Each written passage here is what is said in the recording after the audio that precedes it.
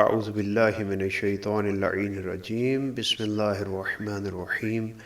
الحمد للہ رب العالمین والصلاة والسلام علی اشرف الانبیاء والمرسلین حبیب الہ العالمین ابی القاسم محمد وعلی آلہ الطیبین الطاہرین المعصومین واللعنۃ الدائمہ علی اعدائہم اجمعین۔ اما بعد، 14ویں پارے کے ساتھ جزء 14 کے ساتھ آپ کی خدمت میں حاضر ہیں۔ چند ایک آیات سے 10 پیغامات آج کے دن آپ کی خدمت میں پیش کرنے ہیں۔ سورہ مبارکہ حجر کی 56 نمبر آیت کا انتخاب سب سے پہلے، جس میں خداوند متعال نے حضرت انسان کو، الہی انسان کو، قرآن کے شاگردان کو یہ رہنمائی کی کہ انسان کو ہمیشہ رحمت خداوند متعال کا متمنی اور امیدوار ہونا چاہیے۔ ہم جو بھی کام کر لیں، خاطی انسان ہیں، ہم سے گناہ سرزد ہو جائے، جسارت ہو جائے، تو ہمیں رحمت خداوند متعال کی ہمیشہ امید رکھنی چاہیے۔ خداوند متعال کی رحمت سے مایوس نہیں ہونا چاہیے۔ ارشاد ہوا، قال ومن یقنط من رحمت ربہ الا الضالون، فرمایا کہ فقط اور فقط گمراہ لوگ خداوند متعال کی رحمت سے مایوس ہوتے ہیں۔ گویا کہ خداوند متعال نے اپنی رحمت سے مایوس ہونے والوں کو ضالین میں سے شمار فرمایا، گمراہ لوگوں میں سے شمار فرمایا۔ گویا کہ ایک مومن، ایک الہی انسان اللہ کی رحمت سے کبھی بھی مایوس ہونے کا حق نہیں رکھتا، اسے ہمیشہ اللہ کی رحمت کا امیدوار ہونا چاہیے۔ رسول اللہ صلی اللہ علیہ وآلہ وسلم فرماتے ہیں، ان اللہ تعالی لا يعجب من یأس العبد من رحمتہ وقنوتہ من عفوہ مع عظیم سعت رحمتہ۔ خداوند متعال کی ذات ایسے انسان پر تعجب کرتی ہے کہ جو اللہ کی رحمت سے مایوس ہو جائے، اللہ کا بندہ ہوتے ہوئے اللہ کی بخشش کو جانتے ہوئے مایوس ہو جائے کہ اللہ مجھے بخشے گا یا نہیں، حالانکہ اس کی رحمت انتہائی وسیع ہے، اس کی رحمت و بخشش ان کے گناہوں سے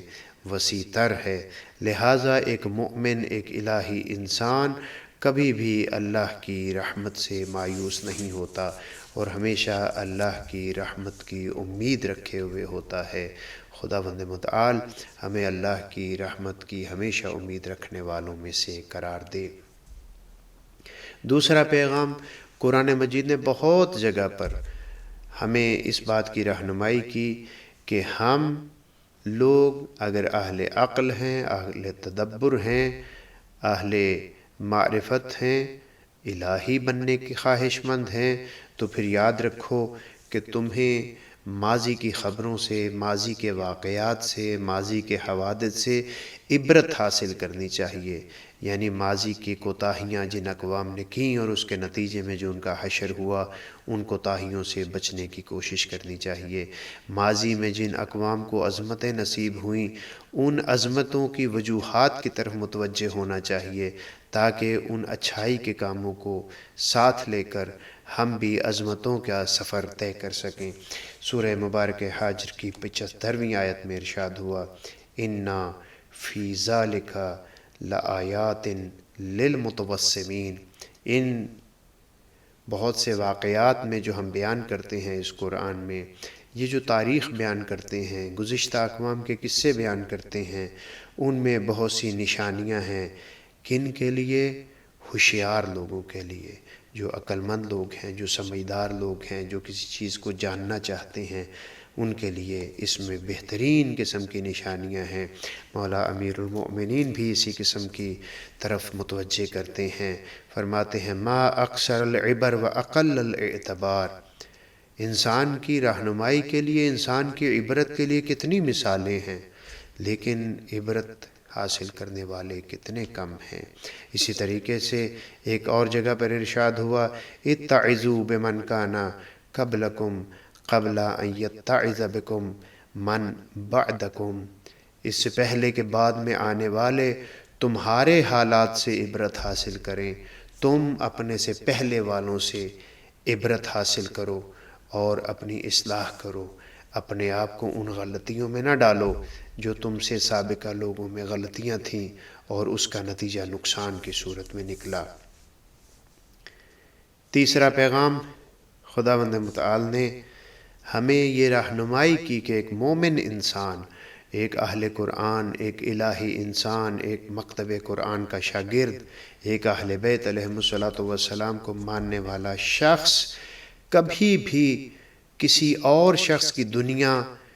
اچھی دنیا، نعمتیں دیکھ کر اس پر حسرت نہیں کرتا۔ ایک مومن کی نشانی یہ ہے کہ اگر وہ کسی کے پاس نعمتیں دیکھتا ہے اللہ کی، تو وہ اس قسم کی خواہش نہیں کرتا کہ اے اللہ اسے جو یہ دنیاوی نعمتیں دی ہیں مجھے بھی ان نعمتوں سے نواز۔ نہیں، ایسا ہرگز نہیں ہوتا۔ سورہ مبارک حجر میں ہی 88 نمبر آیت میں ارشاد ہوا لا تمدن عینیک الی ما متعنا بہ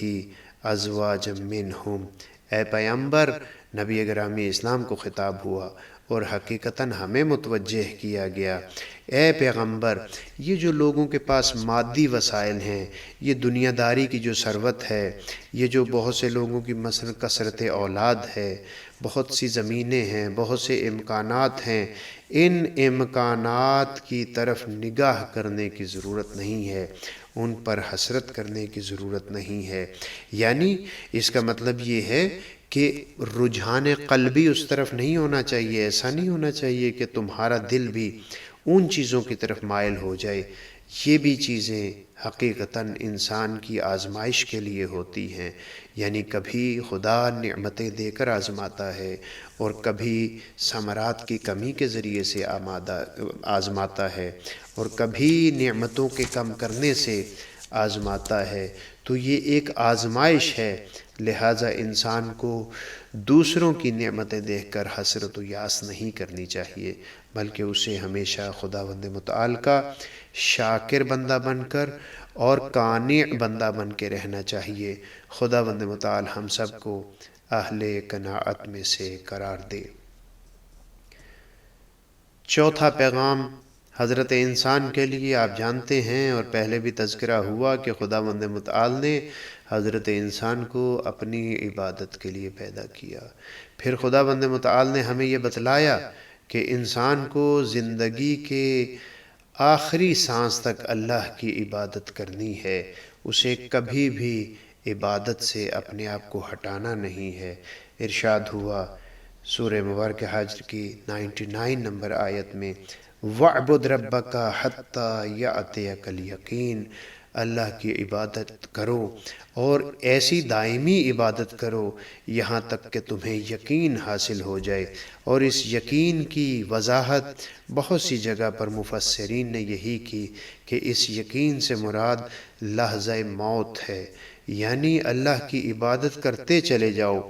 یہاں تک کہ تم اس دنیا سے چلے جاؤ، تمہاری آخری سانس جو ہے وہ ختم ہو جائے۔ سرور دو عالم صلی اللہ علیہ وآلہ وسلم فرماتے ہیں افضل الناس من عشق العبادہ، لوگوں میں سے سب سے بافضیلت انسان وہ ہے جو عبادت کا عاشق ہے، فَعَانَقَهَا، عبادت سے معانقہ کرتا ہے، عبادت کو اپنی گود میں رکھتا ہے، سمیٹ کر رکھتا ہے، گلے ملتا ہے، وَأَحَبَّهَا بِقَلْبِهِ، عبادت سے دلی محبت و رغبت رکھتا ہے، وَبَاشَرَهَا بِجَسَدِهِ، اپنے پورے بدن اور قوا کے ساتھ مباشر بے عبادت رہتا ہے، عبادت کے ساتھ مل کر رہتا ہے، وَتَفَرَّغَ لَهَا، اور کبھی بھی اپنے آپ کو عبادت سے دور نہیں کرتا، ہمیشہ عبادت میں مشغول رہتا ہے۔ اور ہم عرض کر چکے کہ عبادت کا مطلب مفہوم فقط یہ نہیں ہے کہ انسان ہر وقت نمازیں پڑھتا رہے، ہر وقت دعائیں پڑھتا رہے، ہر وقت مصلی عبادت پر بیٹھا رہے، بلکہ ہر وہ کام جو اسے اللہ کی طرف لے جائے اور جو اس کے ذمہ داریاں ہیں اللہ نے لگائی خانوادے کی، خاندان کی، رشتہ داروں کے حوالے سے، معاشرتی اعتبار سے، ان تمام امور کی انجام دہی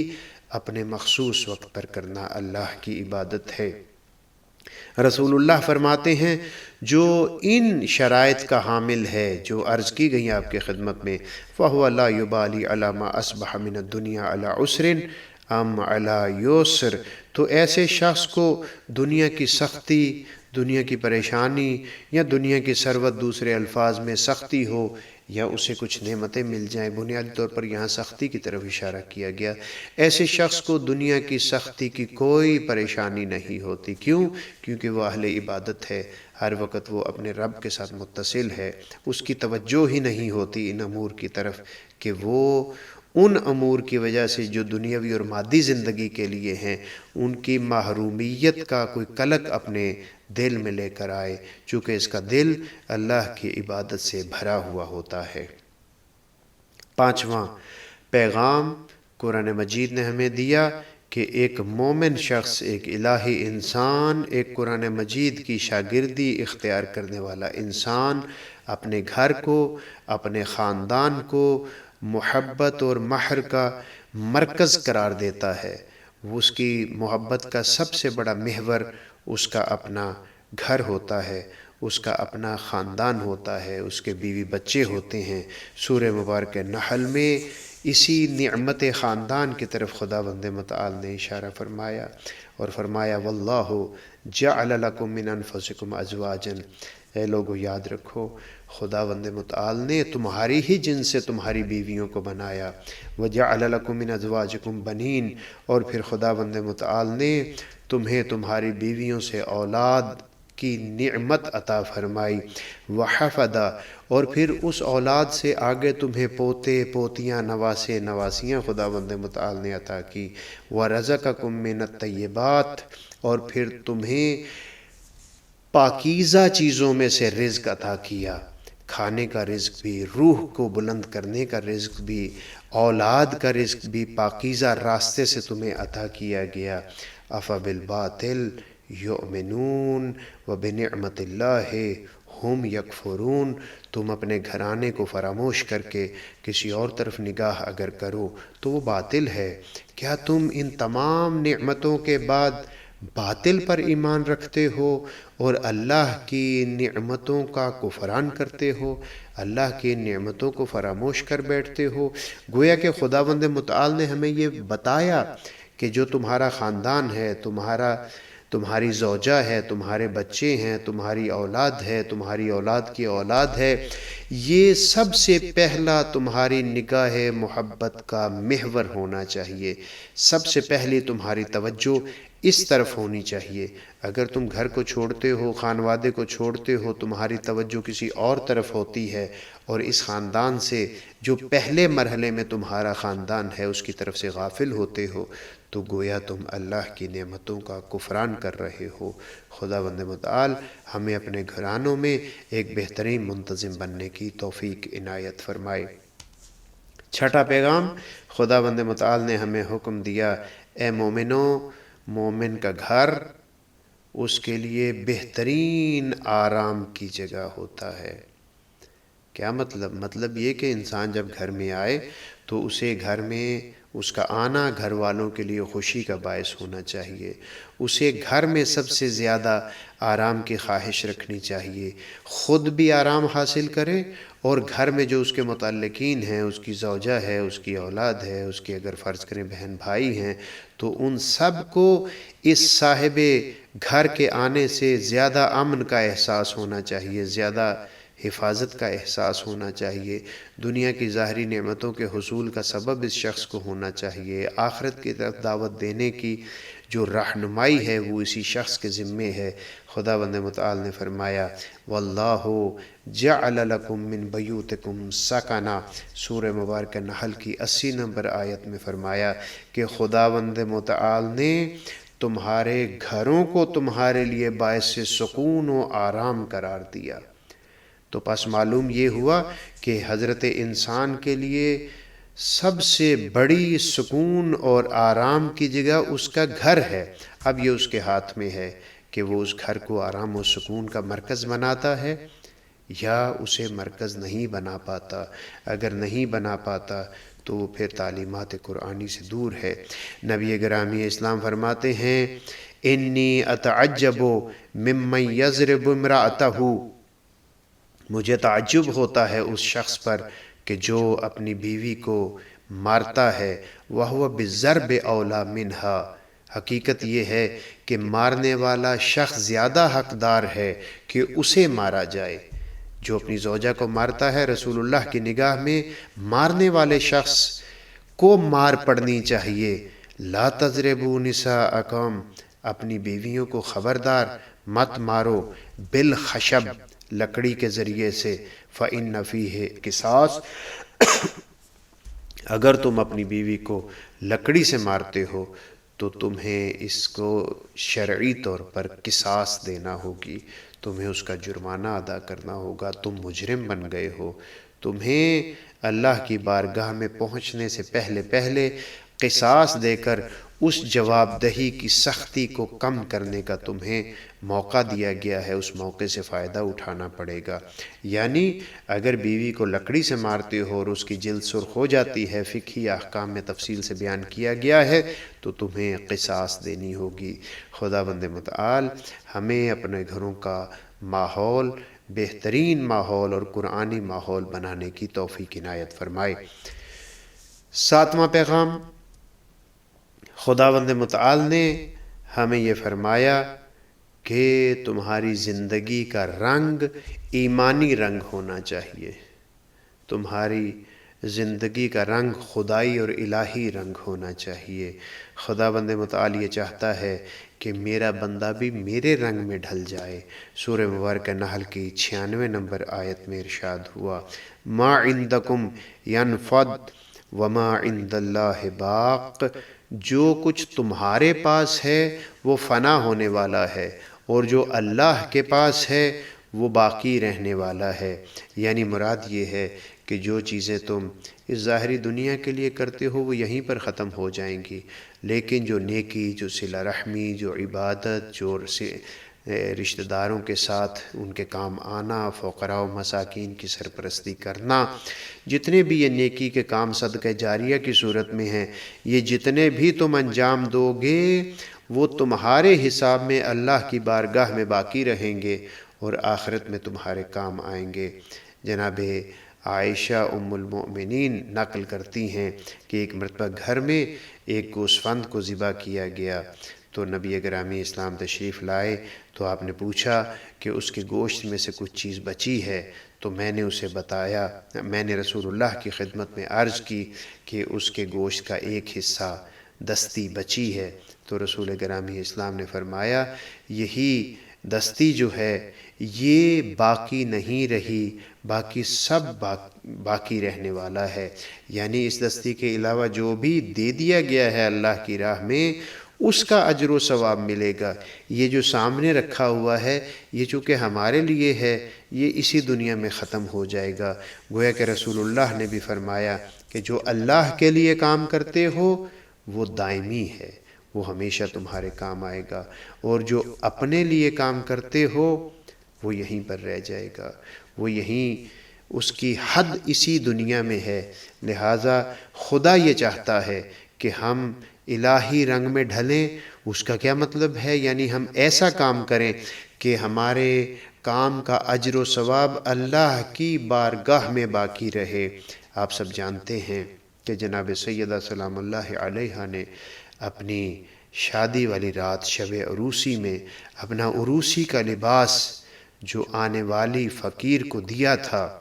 وہ تاریخ میں ہمیشہ کے لیے عامر ہو گیا۔ کیوں؟ اس لیے کہ وہ اللہ کے راستے پر دیا گیا تھا۔ تو پس خداوند متعال ہمیں یہ بتلا رہا ہے کہ اگر تم میرے بننا چاہتے ہو تو اس طریقے سے خرچ کرو کہ وہ تمہارا کیا گیا خرچ ہمیشہ کے لیے محفوظ ہو جائے۔ خداوند متعال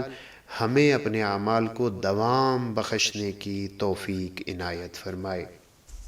8واں پیغام، انتہائی اہم پیغام باقی پیغامات کی طرح، خداوند متعال نے جھوٹ بولنے پر مکمل طور پر پابندی لگائی۔ ایک الہی انسان، ایک مرد مومن کبھی بھی دروغ گوئی نہیں کرتا۔ سورہ مبارکہ نحل کی 105 نمبر آیت میں ارشاد ہوا، انما یفتر الکذب الذین لا یؤمنون بآیات اللہ وَأُولَئِكَ هُمُ الْكَاذِبُونَ۔ دروغ، جھوٹ وہ لوگ بولتے ہیں جو اللہ کی نشانیوں پر ایمان نہیں رکھتے۔ گویا کہ خداوند متعال نے جھوٹوں کی یہ صفت اور خوبی بیان کی کہ جھوٹا وہ شخص ہے جو اللہ پر ایمان نہیں رکھتا، کتنا دور ہے وہ الہی انسان بننے سے۔ تو بس معلوم یہ ہوا کہ جھوٹ ایک بہت بڑی برائی ہے، اس سے بچنا چاہیے۔ اللہ کی بارگاہ میں جھوٹا شخص ایسے ہی ہے جیسے اللہ کی نشانیوں پر ایمان نہیں رکھتا۔ حضرت امام حسن عسکری علیہ السلام فرماتے ہیں، جعلت الخبائث کلھا فی بیت، تمام برائیوں کو ایک گھر میں قرار دیا گیا، وجعل مفتاحها الکذب، اور اس گھر کی چابی جھوٹ بولنا ہے۔ گویا کہ بہترین انداز سے امام معصوم نے ہمیں سمجھانے کی کوشش کی، تمام برائیوں کو ایک گھر کی صورت میں پیش کیا، اور اس گھر میں داخلے کی چابی، ان برائیوں میں داخل ہو جانے کا واحد و وحید راستہ جھوٹ اور کذب کو قرار دیا۔ تو بس جو جھوٹا شخص ہوتا ہے وہ پھر برائیوں میں ڈوبتا ہی چلا جاتا ہے۔ اس وجہ سے ایک مرد مومن ہمیشہ اپنے آپ کو جھوٹ اور دروغ سے دور رکھنے کی کوشش کرتا ہے۔ خداوند متعال ہمیں سچے لوگوں کے ساتھ رہنے کی اور سچ بولنے کی توفیق عنایت فرمائے۔ 9واں سبق، 9واں پیغام، 9واں درس۔ خداوند متعال نے حضرت انسان سے کہا کہ اگر کسی جگہ پر تمہارا ایمان محفوظ نہیں ہے، تم بہترین ایمان والی روحانی زندگی گزارنا چاہتے ہو، جس مقام پر ہو وہاں تمہارے لیے اللہ کی عبادت کے لیے مشکلات ہیں، تو پھر تمہیں چاہیے کہ تم ہجرت کر جاؤ۔ رسول اللہ کے لیے مکہ میں مشکلات تھیں، باوجود کہ بیت اللہ مکہ میں تھا، خداوند متعال نے رسول اللہ سے فرمایا کہ آپ یہاں سے مدینہ کے لیے ہجرت کر جائیں۔ سورہ مبارکہ نحل میں اسی منظر کی طرف اشارہ کیا کہ بندگی خدا اگر کہیں پر ممکن نہیں ہے تو وہاں چلے جاؤ جہاں پر بندگی خدا کر سکتے ہو۔ سورہ نحل کی 110 نمبر آیت میں ارشاد ہوا، ثم ان ربک للذین ہاجروا من بعد ما فتنوا ثم جاہدوا وصبروا ان ربک من بعدها لغفور رحیم۔ ارشاد ہوا کہ جن لوگوں نے ان آزمائشوں کے بعد، ان فتنوں کے بعد، ان مشکلات کے بعد ہجرت کی اور پھر اللہ کی راہ میں جہاد کیا، اور یہ سارے کا سارا اپنے رب کے لیے کیا، تو اللہ ان کو بخشنے والا بھی ہے اور ان کے اوپر رحم کرنے والا بھی ہے، کیونکہ ان کی یہ ساری کوشش اللہ کے قرب کے لیے ہے، ان کا جہاد اللہ کے قرب کے لیے ہے، ان کا اپنے گھروں کو چھوڑ کر جانا الہی قرب کے حصول کے لیے ہے۔ تو خداوند متعال یہاں پر انہیں اپنی رحمت کے سائے میں رکھتا ہوا، اپنی رحمت کے سائے میں بیان کرتا ہوا یہاں نظر آتا ہے اللہ کی ذات۔ اور پھر اسی آیت کے آخر میں جو یہ فرمایا، ان ربک من بعدها لغفور رحیم، اس کا مطلب یہ ہے کہ جو لوگ ہجرت کرتے ہیں انہیں خداوند متعال کی خاص الخاص رحمت نصیب ہوتی ہے۔ اور ہم بہت سی روایات میں دیکھتے ہیں کہ خداوند متعال ہجرت کرنے والوں کی لغزشوں اور گناہوں سے درگزر فرماتا ہے اور انہیں اس ہجرت کی وجہ سے معاف فرما دیتا ہے۔ نبی گرامی اسلام فرماتے ہیں کہ ہجرت کا ایک مطلب یہ بھی ہے کہ انسان برائیوں سے نیکی کی طرف چلا جائے، نیکی کے راستے کو اختیار کرے۔ آپ نے فرمایا المہاجر من ہاجر الخطایا والذنوب، جو شخص اپنی خطاؤں سے، اپنے گناہوں سے چلا جائے نیکیوں کی طرف، یہ شخص بھی مہاجر کہلاتا ہے۔ تو پس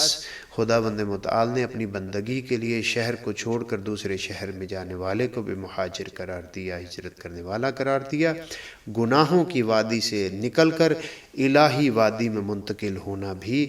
اللہ کی بارگاہ میں ہجرت کہلایا۔ انہ لغفور رحیم، خداوند متعال دونوں کو بخشنے والا ہے، دونوں پر رحم کرنے والا ہے۔ خداوند متعال ہمیں نیکیوں کی طرف ہمیشہ ہجرت کرنے والوں میں سے قرار دے۔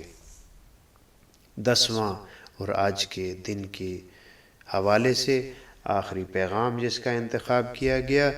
قرآن مجید سختی کے ساتھ بدعت سے روکتا ہے، کسی نئی چیز کو دین میں داخل کرنا، جس چیز کا علم نہیں ہے اس کے مطابق علمی رائے اپنے خیال میں بیان کرنے کی کوشش کرنا، قرآن مجید اس چیز کی مذمت کرتا ہے۔ سورہ مبارکہ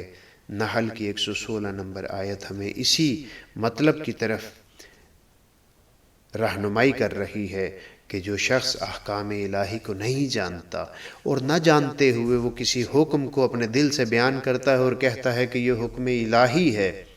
قرآن مجید اس کی مذمت کرتا ہے اور اس شخص کو کہتا ہے کہ اس نے اللہ پر جھوٹ بولا، اور پھر خدا یہ بھی کہتا ہے کہ اللہ پر جھوٹ بولنے والا کبھی بھی کامیاب نہیں ہو سکتا، فلاح نہیں پا سکتا۔ ارشاد ہوا وَلَا تَقُولُوا لِمَا تَصِفُ أَلْسِنَتُكُمُ الْكَذِبَ هَذَا حَلَالٌ وَهَذَا حَرَامٌ، اپنی زبان کو گویا کرنے کے لیے تم سے ایک چیز پوچھی گئی ہے، اور تم صرف اس لیے کہ میں کچھ بتا دوں اپنی زبان کے ذریعے سے، صرف اس چیز کو ظاہر کرنے کے لیے تم یہ نہ کہو کہ یہ حلال ہے، یہ حرام ہے۔ یعنی آیہ مجیدہ ہمیں بتا رہی ہے جس چیز کے تمہیں علم نہیں ہے اس کے بارے میں رائے نہ دو کہ یہ حلال ہے یا حرام ہے۔ لِتَفْتَرُوا عَلَى اللَّهِ الْكَذِبَ، اگر تم ایسا کرتے ہو تو گویا اللہ پر جھوٹا بہتان باندھتے ہو۔ ان الذین یفترون علی اللہ الکذب، یاد رکھو جو اللہ پر جھوٹا الزام باندھتے ہیں، جو اللہ کی طرف جھوٹی نسبت دیتے ہیں، لا یفلحون، وہ کبھی بھی کامیاب نہیں ہو سکتے۔ ہم اپنے معاشرے میں دیکھتے ہیں کہ بہت سے لوگ شرعی مسائل سے آگاہ نہیں ہوتے، یا بہت سے لوگوں کا شریعت سے لینا دینا ہی کچھ نہیں ہے، وہ شریعت کے مقابلے میں رائے قائم کرتے ہیں، نماز کے معاملے میں، دین کے معاملے میں، روزے کے معاملے میں، بعض اوقات نماز اور مجلس کا اپنی خواہ نہ خواہ خواہشات کے تابع مقایسہ کرنے لگ جاتے ہیں۔ کسی کا کہتے ہیں کہ اس کی قضا ہو سکتی ہے، دوسری چیز کی قضا نہیں ہو سکتی۔ خداوند متعال یہ فرماتا ہے کہ یہ اللہ پر جھوٹ باندھتے ہیں اور ان کی کبھی کامیابی، کبھی ان کی فلاح نہیں ہو سکتی، یہ کبھی کامیاب زندگی نہیں گزار سکتے۔ اب مراجع عظام تقلید حافظہم اللہ اور جو دنیا سے چلے گئے، خدا ان پر رحمتیں نازل فرمائے، ان کے فتاویٰ میں دیکھتے ہیں کہ بہت سی جگہ پر مراجع فرماتے ہیں کہ یہ عمل احتیاط یہ ہے کہ اس طریقے سے کیا جائے، یعنی فتویٰ نہیں دیتے۔ یہ وہ مورد ہوتا ہے جس وقت ان کے نزدیک کوئی حکم الہی واقعی واضح نہیں ہوتا، مقام تردید میں ہوتے ہیں، وہاں پر وہ احتیاط کی بات کرتے ہیں، کتنی ذمہ داری کے ساتھ بات کرتے ہیں، اپنی اس بزرگی کو اور بزرگواری کو جس کی معاشرے میں شہرت ہوتی ہے، جس حوالے سے لوگ ان کو جانتے ہیں، وہ اس کے باوجود بھی ایسا نہیں کرتے کہ اس معاملے میں فتویٰ دیں، بلکہ احتیاط کی بات کرتے ہیں۔ اور آپ جانتے ہیں کہ احتیاط کے مقام پر ان کا مقلد کسی ایسے مجتہد کی طرف رجوع کر سکتا ہے جو اسی مورد میں، اسی مسئلے میں وجوب کا قائل ہو یا حرمت کا قائل ہو، یعنی جس نے فتویٰ دیا ہوا ہو۔ تو پس معلوم یہ ہوا کہ اگر انسان کو علم نہ ہو اور وہ اپنے آپ کو عالم ظاہر کرے اور رائے دے تو گویا وہ اللہ پر جھوٹ بول رہا ہے۔ پیغمبر گرامی اسلام فرماتے ہیں کل بدعت ضلالہ، ہر بدعت گمراہی ہے، وکل ضلالۃ فی النار، اور ہر گمراہی آتش دوزخ ہے، یعنی جو بھی بدعت گزار ہے اس نے اپنے آپ کو جہنم کی آگ کی طرف دھکیل دیا ہے۔ خداوند متعال ہمیں اپنے علم کے مطابق اظہار کرنے والوں میں سے قرار دے اور ہمیں بدعت گزاروں سے محفوظ فرمائے۔ والسلام علیکم ورحمۃ اللہ وبرکاتہ۔